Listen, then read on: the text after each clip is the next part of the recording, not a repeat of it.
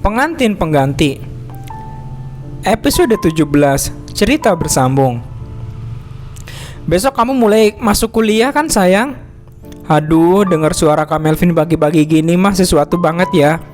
Apalagi dalam jarak sedekat ini. Aduh, salah fokus mulu. Sayang, ulang Kak Melvin sambil mengeratkan lingkaran tangannya di pinggang ramping gue. Alhasil terkikislah jarak antara kita. Kamu dengar pertanyaan kakak kan sayang? Oke, jantung gue malah dangdutan masal di dalam sana. Susah ya kalau punya suami ganteng kagak ketuluan gini.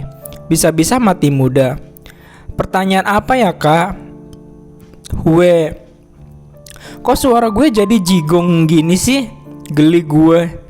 Nih juga kadang tingkah gue kagak pernah sinkron sama otak. Mungkin gara-gara efek samping dimanjain sama laki kali ya. Sambil senyum suami gue natap gue instan. Bau min dan langsung masuk di indera penciuman gue. Kak Melvin nunduk mensejajarkan kepala gue sama dia. Sumpah gue pengen pingsan ini. Kamu mulai masuk kuliah. Kamu mulai masuk kuliahnya besok kan sayang? Udah siapin keperluan buat semester 7 ya. Ku kuliah, what the hell?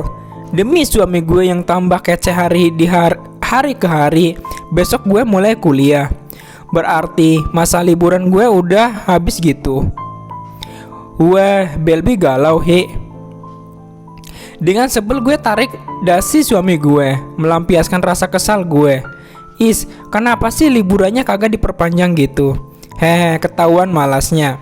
Sayang, dasi kakak kenapa ditarik? Kamu nggak niat pengen bunuh kakak? Ups, gue lupa hehe. Gue lagi pasangin dasi Kak Melvin.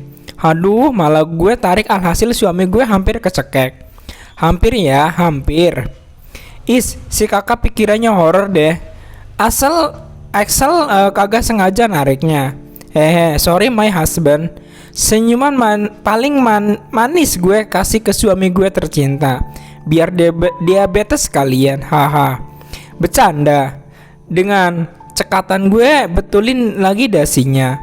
Nggak lucu kan suami gue nan kece ini kehabisan nafas dan mati konyol. Hohoho, gue nggak mau jadi janda. Pan gue masih muda, cantik, imut, kinyut-kinyut nggak nahan, hahaha. Rexel fix gila.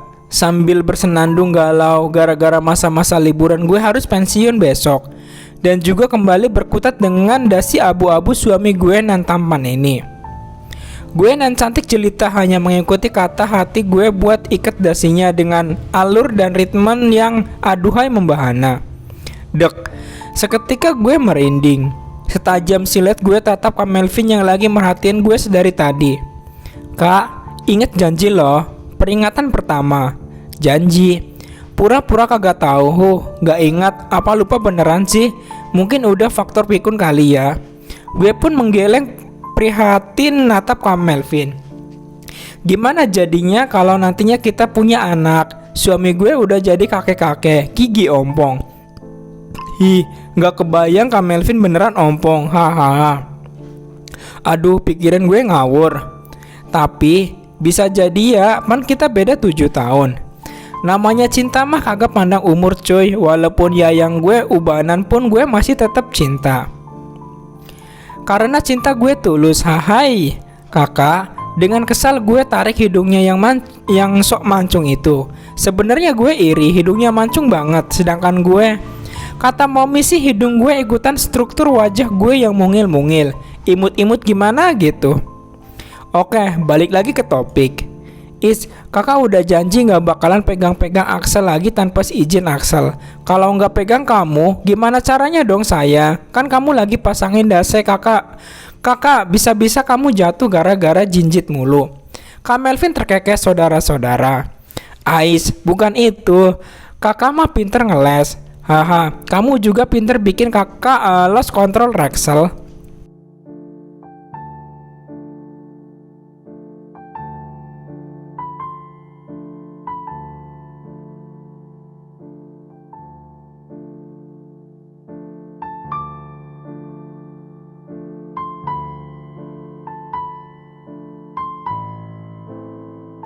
Balas Kak Melvin santai, sesantai suasana di pantai. Sedangkan gue udah merinding disco akibat ulahnya. Sambil gigit bibir, nahan efek yang akan ditimbulkan akibat ulah suami gue nan bandel ini. Tangan kakak tuh lirik gue nelangsa. Emang tangan kakak kenapa? Balas Kak Melvin sambil pasang watados, wajah tanpa dosa. Asem banget emang. Lelusan di pipi gue merangkak turun ke bibir. Bibirnya jangan digigit sayang, lembut seperti bisikan setan. Tangan kakak juga jangan nakal dong, desis gue. Maksud kamu tangan yang ini? Boleh nggak? Gue tempeleng kepala suami gue. Wajahnya tuh lo nggak nahan. Seenak jidatnya cubit bibir gue. Bukan yang atu lagi, desak gue frustasi. Oh yang ini. Seketika gue merinding lagi. Tangannya naik terus ngelus punggung gue. Keluarin gak tangannya, desis gue kesal. Gak mau. Kakak, cium dulu. Sambil pasang wajah paling menyebalkan sedunia. Kak Melvin monyongin bibirnya. Gak sudi. Balas gue mencibir ke arahnya. Tapi apa tangannya yang itu loh bikin gue keringat dingin. Udah nyungsep kemana-mana. Gimana sayang, cium atau lanjut ke sana? Matanya menuju tumpukan bantal merah muda di belakang gue sambil tersenyum penuh arti. Gue tahu maksud dia, dasar omes.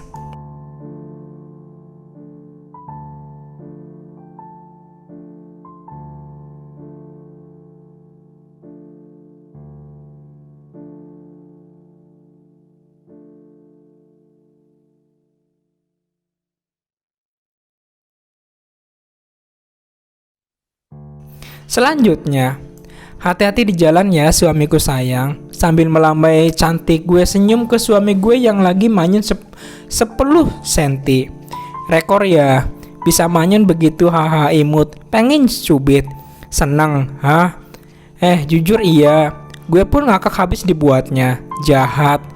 Kata Kak Melvin langsung buat gue bungkam. Apa? Gue dikata jahat. Hello, ya udah biarin. Cepet kakak Melvin udah telat loh. Gak mau kan ditelepon lagi sama kliennya. Masih ingat kan kejadian tadi? Nah, gara-gara nada dering HP-nya Kak Melvin membatalkan niat omesnya. Gue bersujud syukur. Iya, balas suami gue lesu. Gue pun senyum cantik.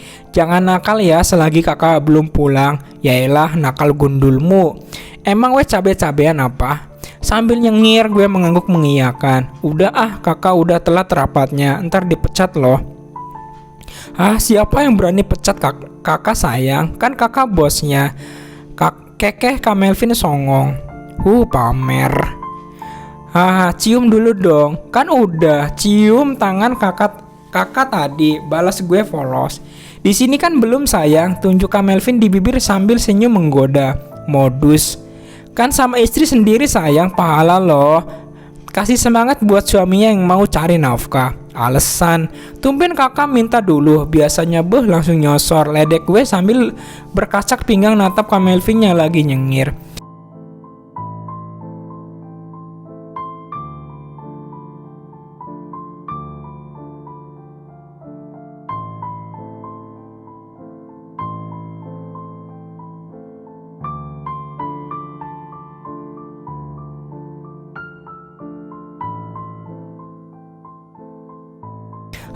Tapi udah janji sama kamu, kakak nggak boleh langsung terjang tanpa seizinnya bio terhormat ini.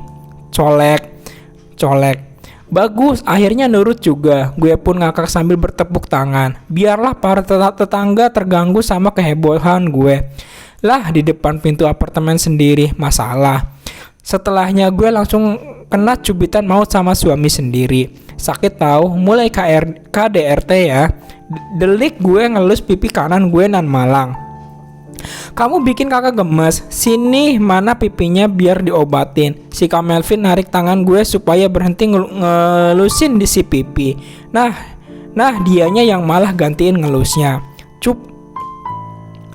Kok pipinya tambah merah sih sayang? Melting. Kakak sih senyum-senyum malu kucing. Malu-malu tapi doyan. Kalau yang ini dicium merah enggak? Tanya Kak Melvin ngelus bibir gue. Aduh, angkat tangan deh Gak kuat mommy.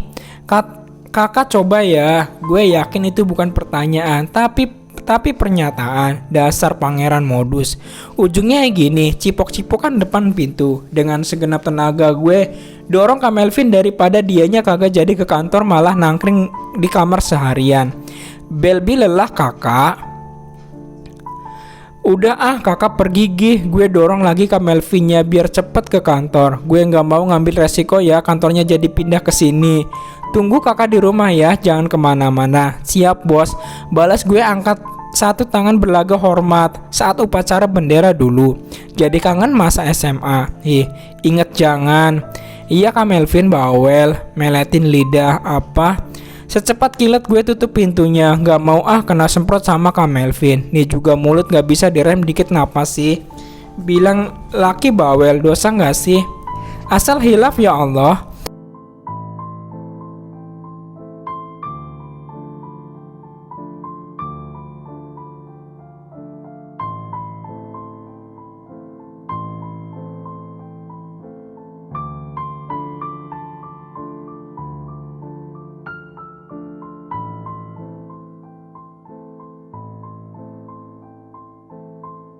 Gendo Gendoran dari luar mereda. Gue lega, setidaknya sekarang aman. Oke, sekarang gue kunci pintunya. Gak niat kan ngundang rampok.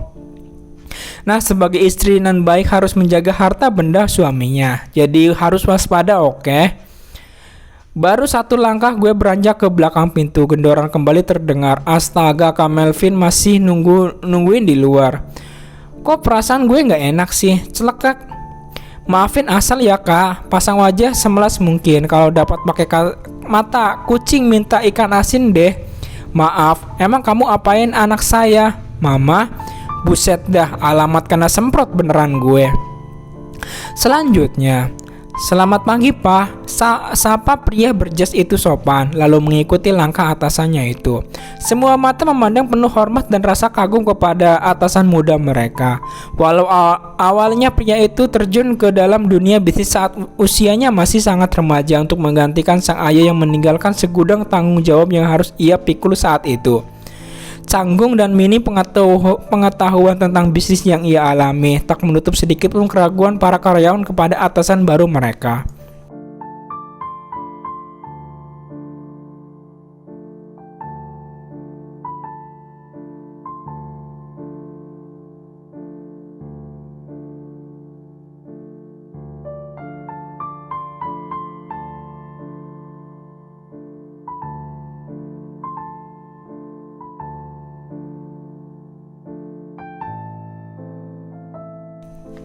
Namun sekarang, seiring berjalannya waktu, ia telah berhasil membuat semua orang tercengang atas kerja kerasnya yang ia toreh. Bahkan keahlian dan otak cerdasnya tak diragukan lagi. Sampai detik ini ia tak akan pernah lupa atas tujuan untuk mengikuti jalan sang ayah dalam dunia bisnis yang penuh dengan manusia licik yang menghalalkan segala cara untuk berkuasa. Termasuk kejadian 10 tahun lalu. Pagi, apa semua anggota rapat telah hadir, Hen? Tanya Melvin sambil membaca berkas yang ia bawa. Sesekali membalas sapaan para karyawan yang berpapasan dengannya. Sudah pak, balas pria itu mengangguk cepat. Bagus, pastikan mereka mendapatkan jamuan spesial dari kita sebagai tuan rumah. Senyuman miring tercetak di bibir Melvin, apalagi dengan akhir katanya yang membuat Henry selaku sekretarisnya tercekat. Baik pak, balas Henry tergagap. Jika orang yang tidak mengetahui maksud dari perkataan bosnya, maka dengan enteng menanggapi. Namun ia sebagai tangan kanan pemuda blasteran yang merupakan atasannya selama 4 tahun lebih, memiliki sebuah makna lain di balik kalimat singkat itu. Semuanya harus berjalan lancar karena kita mengundang seekor rusa di kandang singa. Haha, aku suka perumpamaannya, bukankah sangat sesuai? Kakek Melvin kemudian memberikan berkas yang selesai ia baca itu kepada sekretarisnya.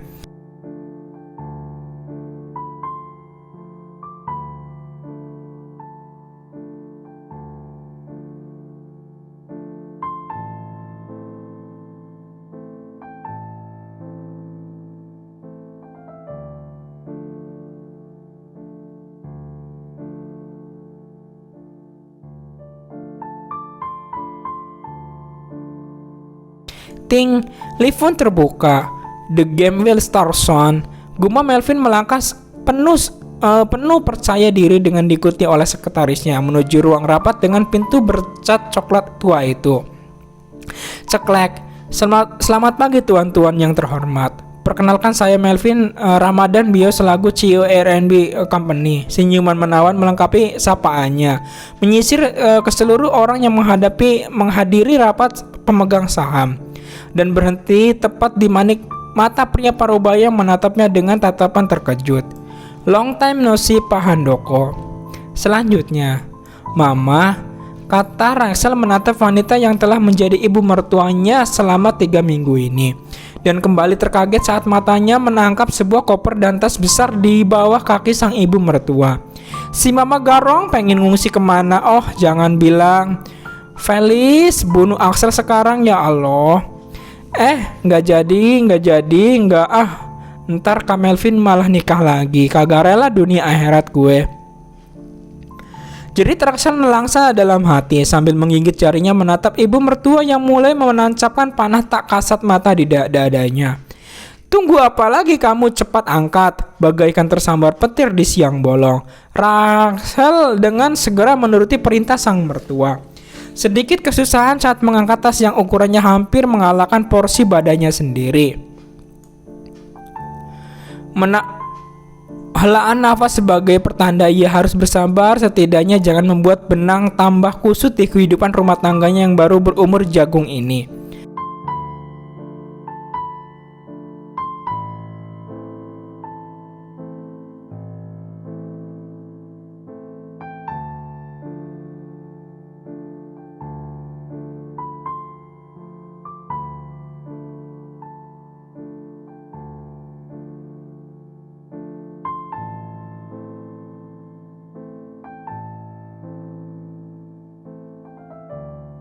Taruh aja di kamar kamu, perintah ibu mertuanya lagi. Axel mah nurut wae lah. Ambilin saya air pakai es ya. Baru saja balik dari kamar setelah meletakkan berbagai barang yang dibawa oleh sang ibu mertua. Sekali lagi titah sang ibu mertua berkumandang lagi. Ingat, jangan pernah mangkir apalagi ngebantah. Siap-siap aja digorok atau nggak dicabik-cabik gratis sama mertua. Ini mah segelas air berwarna hijau Rahel berikan tak lupa dengan beberapa petak es batu di dalamnya. Saya bilang air pakai es, bukan sirup. Kamu sengaja suruh saya kena diabetes, penyakit gula biar saya cepat mati gitu. Anjir. Bukan ma, aduh Axel nggak pernah niat ke sana. Mama sujud aja sama Axel. Gini-gini Axel juga manusia, kadang hilap. Ya hilapnya ntar gue beneran bunuh elo. Astagfirullah. Istighfar Rahel, istighfar. Udahlah kamu pinter ngeles. Emang ya kamu gak bisa apa-apa selain godain anak saya. Baru saya ingin berdamai dan mulai menerima kamu sebagai menantu. Tapi apa? Kamu bikin saya beribu-ribu kali harus berpikir ulang. Kata wanita parubaya itu sinis menatap sang menantu yang hanya menatapnya dengan mengerutkan dahi. Seharusnya mama gak usah mikir sebanyak itu, ntar malah nambah kerutan sana sini. Mending ambil jalan pintasnya. Berhubung Axel udah nikah duluan sama anak mama daripada minta restu duluan. Nah, maka mau gak mau, suka gak suka, mama harus nerima Axel dong. Kata Rahel di akhir senyuman lebar olehnya. Kamu ya, desis sang mertua geram dan langsung meneguk habis isi gelas yang tadi ditolaknya di mentah-mentah. Kan apa kata Axel, enak kan, yang manis-manis gak selalu bikin diabetes. Cuma takaran dan penggunaannya berlebihan yang berdampak buruk bagi kesehatan.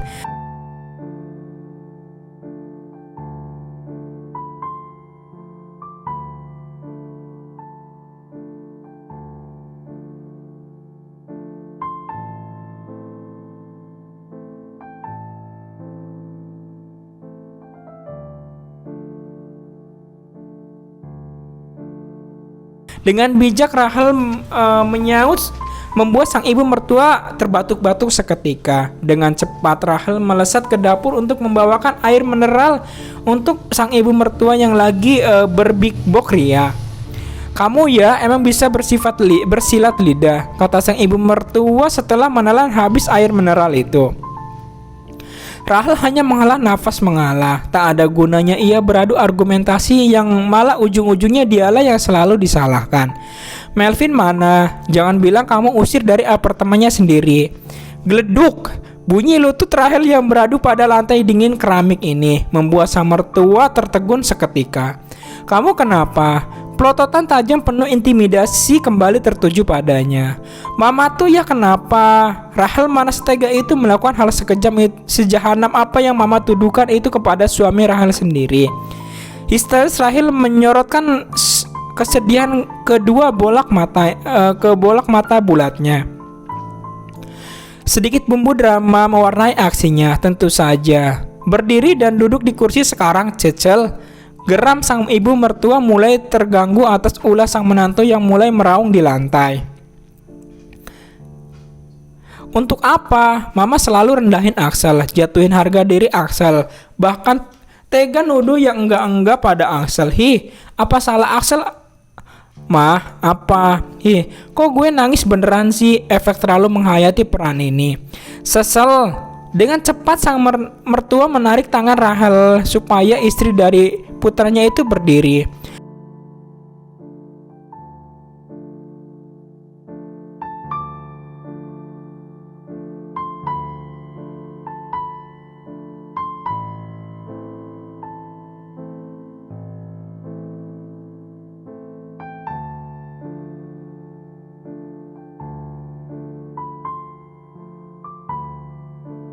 Mama nggak pernah tahu gimana sakitnya ditolak. Sakit mas sakit. Dengan meruraikan air mata Rahel menunjuk dadanya, berharap sang mertua mengerti atas perasaannya.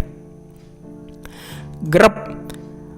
Kedua bola mata Rahel seketika membulat, merasakan sebuah pelukan hangat di bahunya. Maafin mama sesel. Satu yang ia tahu, rasanya hangat. Sebuah senyuman terlukis indah di bibir Rahel membalas pelukan sang mertua yang kini ia yakin sepenuhnya telah menerima kehadirannya. Wah, kalau tahu dari dulu bakalan kayak gini, bakalan sejak awal gue nangis kejar-kejar di depan si mama. Hehehe. My husband in your mother udah jinak.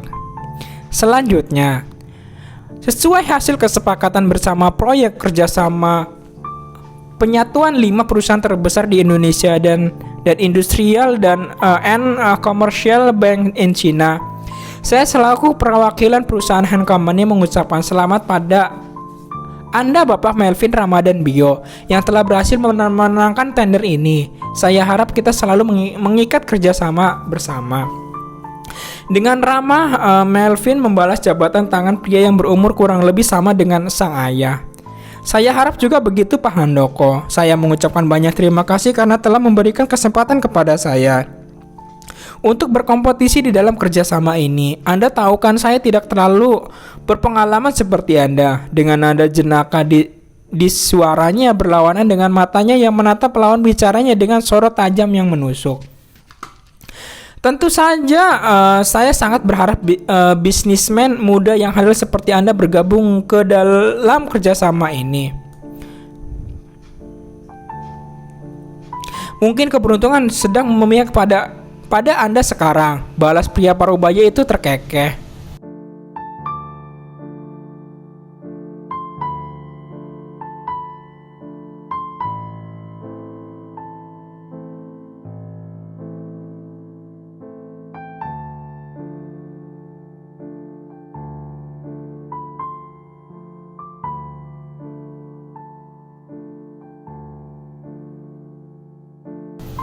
Saya pastikan keberuntungan itu selalu memihak kepada saya, dingin dan datar.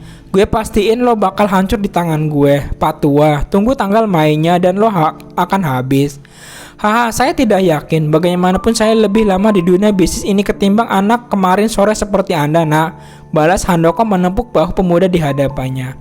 Melvin mengepalkan tangannya, menatap sinis ke arah pria baru baya itu. Dan anak kemarin sore ini yang akan membuat Anda mundur di dunia bisnis yang kejam ini. Bukankah begitu Pak Handoko yang terhormat? Balas Melvin menyunggingkan senyuman remeh disertai kekehan jenakanya. Lebih tepatnya sebuah tawa yang dibuat-buat. Haha, sangat disayangkan Anda tidak jadi menikah dengan putriku. Seandainya saat itu saya tidak menghadiri panggilan di perusahaan construction, mungkin saya bisa membuat anak saya tetap berada di pernikahannya. Haha, Anda masih berniat untuk menjadikan saya sebagai menantu Anda, Pak Handoko. Saya sangat terharu mendengarnya, namun sayang saya sudah menikah, kata Melvin diakhiri dengan menunjukkan lingkaran emas putih di jari manis tangan kanannya.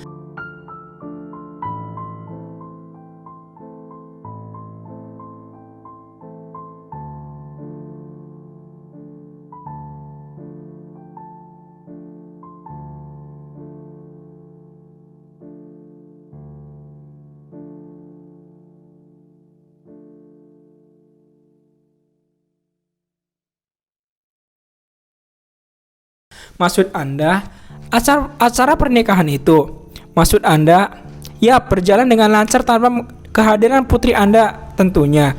Seharusnya Anda memberikan selamat atas pernikahan saya, Pak Handoko. Senyuman lebar dengan sorot intimidasi sebuah suasana kian keruh di dalam lift perusahaan itu. Apalagi hanya mereka yang berbicara, sedangkan para sekretaris yang mengekori mereka hanya dapat menyimak perdebatan halus tersebut.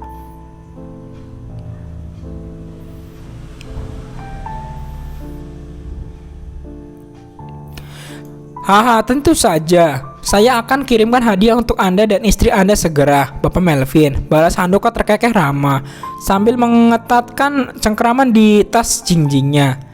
Menekan amarah atas pekerjaan para mata-mata yang ia sewa untuk selalu melihat perkembangan pemuda yang kini tengah memberikan gertakan kecil kepadanya. Bahkan melewatkan informasi yang besar seperti ini, pernikahan. Ia pikir saat putrinya kabur dari acara itu semuanya batal, namun sungguh di luar dugaan pernikahan itu berjalan dengan lancar tanpa putrinya yang merupakan pengantin di sana. Sekarang di kepalanya dikelilingi oleh pertanyaan, siapa pengantin pengganti yang menggantikan Putri Kayana? Anda pasti tak percaya melihat siapa pengantin penggantinya, Pak Handoko, ucap Melvin bagaikan sebuah ejekan kepada pria itu. Ting, lift pun terbuka. Anda bisa menyuruh mereka lagi jika penasaran dengan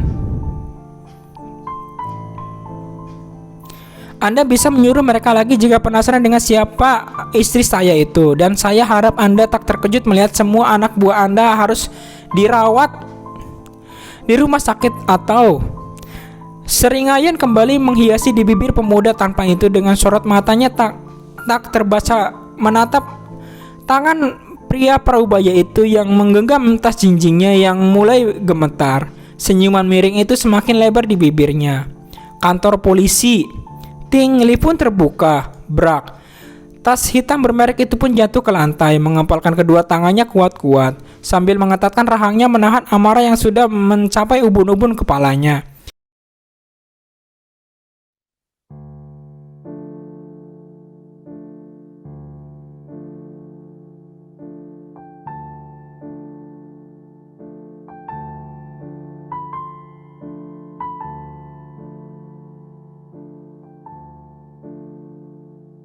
Cih, kau lihat anak itu.